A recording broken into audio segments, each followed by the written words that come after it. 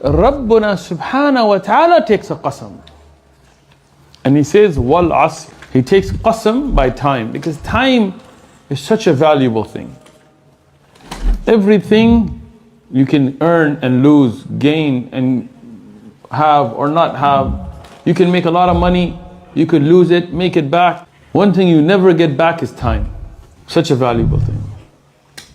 We don't understand the importance of it, but in reality it's more valuable than gold and silver and buildings and Ferraris and Lamborghinis and Bentleys and all these things we think about. Imagine a person at the time of death, when they're about to die, and you tell them that every bit of wealth that you have, even if they have 20 Lambos and they have 3 buildings and 6 helicopters and big yachts, and they have all of that wealth and they're the most famous, they got a TikTok channel with 1 trillion subscribers or whatever, right?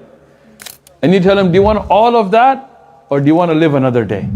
He's going to be like, what am I going to do with all that if I'm dead? I'll give up all that, just give me 1 day.